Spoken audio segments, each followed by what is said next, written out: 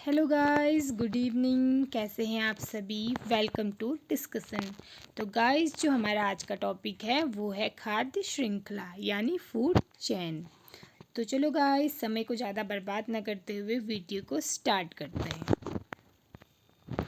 खाद्य श्रृंखला यानी फूड चेन। खाद्य श्रृंखला जीवों की वह श्रृंखला है जो भोजन के आधार पर एक दूसरे से संबंधित हो, खाद्य श्रृंखला कहलाती है। कोई भी जीव भोजन के लिए सदैव किसी अन्य जीव पर निर्भर होता है।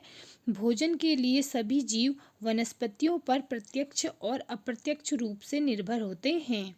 वनस्पतियां अपना भोजन प्रकाश संश्लेषण की क्रिया के द्वारा बनाते हैं। इस प्रकार से एक खाद्य श्रृंखला बनती है जिसे हम खाद्य श्रृंखला कहते हैं। तो गाइस, जैसे कोई भी जीव है, जैसे हम मनुष्य हैं, हम अपना भोजन खुद नहीं बनाते हैं। हम अपने भोजन के लिए या तो पेड़ पौधों पर निर्भर रहते हैं या फिर जीव जंतुओं पर निर्भर रहते हैं। जैसे हमें भोजन में अगर अनाज चाहिए, फल चाहिए, फूल चाहिए या फिर कोई सब्जी चाहिए तो हम उसके लिए हम वनस्पतियों पर ही निर्भर रहते हैं। और अगर हमें अंडे चाहिए, दूध चाहिए, मांस चाहिए तो इसके लिए हम पशुओं पर निर्भर रहते हैं। तो इस प्रकार से सभी जीव एक दूसरे पर निर्भर रहते हैं और इसी प्रकार से इसी प्रकार से एक श्रृंखला बनती है जिसे हम खाद्य श्रृंखला कहते हैं। जैसे कि घास को टिड्डा खाता है और टिड्डे को मेढक खाता है, मेढक को सांप खाता है। तो इस प्रकार से एक चैन बनी जो एक दूसरे से कनेक्ट है। इसी चैन को हम खाद्य श्रृंखला यानी फूड चैन कहते हैं। अब है खाद्य जाल, फूड वेब। अनेकों खाद्य श्रृंखलाओं के मिलने से बने जाल को फूड वेब कहते हैं। यानी फूड वेब में कई जीव जो होते हैं, कई प्रकार की खाद्य श्रृंखलाएं होती है। जैसे एक खाद्य श्रृंखला इसमें ये है, एक खाद्य श्रृंखला ये है, एक खाद्य श्रृंखला ये है। तो ऐसे ही बहुत सारी खाद्य श्रृंखलाएं आपस में एक दूसरे से जब जुड़ी रहती हैं तो उसे हम खाद्य जाल यानी फूड वेब कहते हैं। अब है खाद्य श्रृंखला तथा फूड चेन में अंतर। इन दोनों में जो मुख्य अंतर होता है वो यही होता है कि खाद्य श्रृंखला में केवल एक चैन होती है और खाद्य जाल में बहुत सारी खाद्य श्रृंखलाएं आपस में एक दूसरे से जुड़ी हुई होती हैं। खाद्य श्रृंखला जैसे इसमें सूर्य हैं, सूर्य के प्रकाश से और जल से और कार्बन डाइऑक्साइड से जो ये घास है जो कि अपना भोजन स्वयं बनाते हैं, ये हमारे उत्पादक कहलाते हैं। उसके बाद से इन उत्पादकों पर प्राथमिक उपभोक्ता जैसे टिड्डा है ये डिपेंडेंट होते हैं और इस प्राथमिक उपभोक्ता को जो है द्वितीय उपभोक्ता खाते हैं, जैसे मेढक है यहाँ पे। और इस द्वितीय उपभोक्ता को तृतीय उपभोक्ता खाते हैं, जैसे कि यहाँ पे सांप है। और इस सांप को जो है वो सर्वोच्च मांसाहारी जो हमारे बाज होते हैं ये खाते हैं। तो इस प्रकार से एक खाद्य श्रृंखला बनी। और अब खाद्य जाल बनेंगे, इसमें बहुत सारी खाद्य श्रृंखलाएं होंगी। जैसे कि यहाँ पे हमारी वनस्पतियाँ हैं, इन वनस्पतियों को खरगोश खाते हैं और खरगोश को फिर ये बाज खा लेता है। तो इस प्रकार से बाज जो है वो खरगोश को भी खाता है, चूहे को भी खा लेता है, टिड्डे को भी खा लेता है, चिड़िया को भी खा लेता है और मेढक को भी खाता है और सांप को भी खाता है। तो इस प्रकार से बहुत सारी जो है यहाँ पे खाद्य श्रृंखलाएं आपस में जुड़ी हुई होती हैं जो कि खाद्य जाल को बनाती है। उसके बाद है जीवों को पोषण विधि के आधार पर इनका वर्गीकरण। तो जो जीव हैं उनको पोषण विधि के अनुसार 3 श्रेणियों में बांटा गया है। इसमें एक होते हैं हमारे उत्पादक, दूसरे होते हैं उपभोक्ता और तीसरे होते हैं अपघटक। अब है उसमें उपभोक्ता। उपभोक्ता किसे कहते हैं? उपभोक्ता जो जीव अपना भोजन स्वयं बनाते हैं वो हमारे उपभोक्ता कहलाते हैं।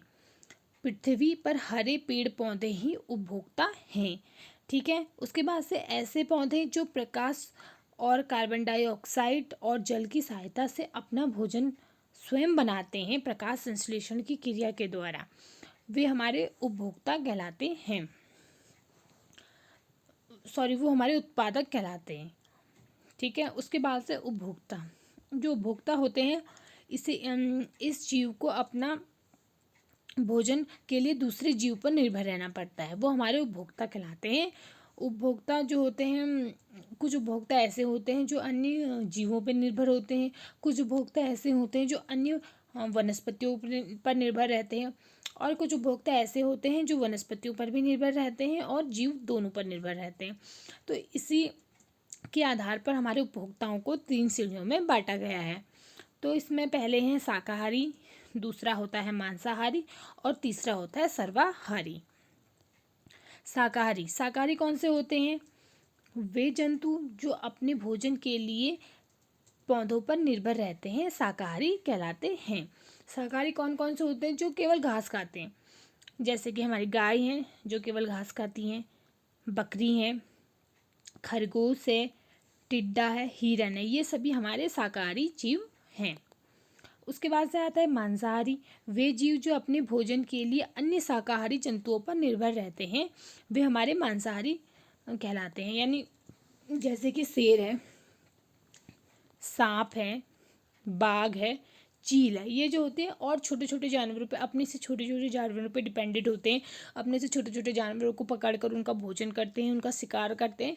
तो ये सभी हमारे मांसाहारी जीव कहलाते हैं। उसके बाद से अगला जो है हमारा वो है सर्वाहारी। सर्वाहारी जीव कौन होते हैं? ऐसे जंतु जो अपने भोजन के लिए अन्य जंतुओं पर और पौधों दोनों पर निर्भर रहते हैं, वे हमारे सर्वाहारी कहलाते हैं। जैसे मनुष्य, कौवा, मुर्गी, कुत्ता, बिल्ली। मनुष्य जो है एक सर्वाहारी प्राणी है। इसमें जो कि हम लोग क्या बोलते हैं, जैसे वनस्पतियों को भी खा ले, यानी हम लोग अनाज खाते हैं, रोटी खाते हैं, सब्जी खाते हैं, दाल खाते हैं, लेकिन साथ साथ में कुछ लोग अंडे भी खाते हैं, मांस भी खाते हैं, दूध भी पीते हैं। तो इस प्रकार से मनुष्य भी एक सर्वाहारी जीव है। उसके बाद से फिर अब हमारा लास्ट बचा है अपघटक। अपघटक क्या होते हैं?